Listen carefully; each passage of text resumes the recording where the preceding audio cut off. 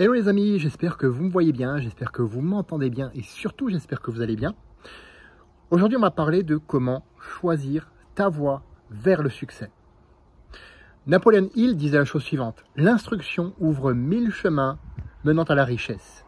Encore faut-il trouver le vôtre. Et je trouve cette citation vraiment de circonstance, parce que moi-même je refonds encore certaines choses, je regarde encore comment je peux faire mieux, comment je peux faire autrement. Et d'ailleurs, si tu me suis depuis longtemps, tu sais qu'il y a quelques années, j'ai créé une série de vidéos qui s'appelait tout simplement « Comment trouver son métier » où je te décris peut-être un petit peu plus en détail certaines des choses que je vais voir avec toi aujourd'hui. Chemin, richesse, succès. Des notions qui sont bien subjectives, n'est-ce pas? Et c'est à chacun d'y mettre le sens qui lui convient. Donc c'est à toi d'y mettre le sens qui te convient. Je ne suis pas là pour t'influencer en quoi que ce soit. Je suis là pour te donner des pistes de réflexion par rapport à ça. Et justement, le plus gros challenge, c'est de passer au travers des filtres sociaux qui voient soit la réussite comme quelque chose d'unilatéral, quelque chose où c'est comme ça, c'est pas autrement, soit comme quelque chose de mal, synonyme d'écraser les autres sur leur passage. Non, ce n'est pas ça la réussite, hein, bien sûr. Soit comme quelque chose qui est juste réservé à quelques élus. Alors j'aime bien celle-là, réservée à quelques élus, alors que non, c'est pas le cas non plus. Parce que choisir ta voie, ça commence par savoir qui tu es, sans faux semblant, sans influence extérieure.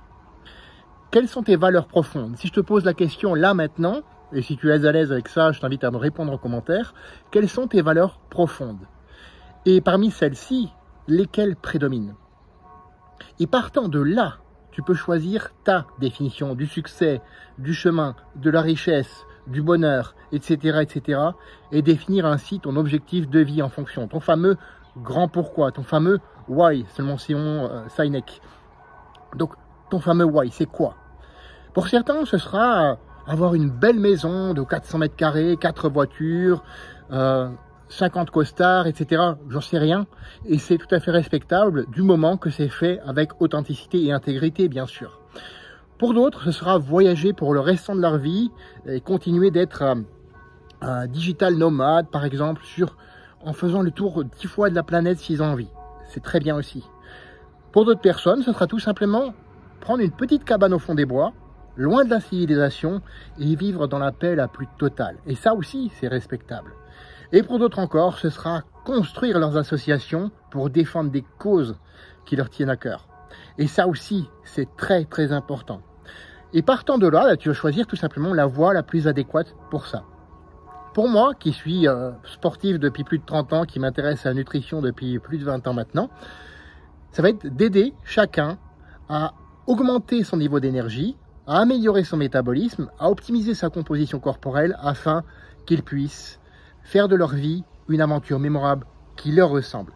Et c'est ce que je t'invite à faire de ta vie une aventure mémorable qui te ressemble et à personne d'autre, parce que 1, tu le mérites, et 2, c'est possible pour toi.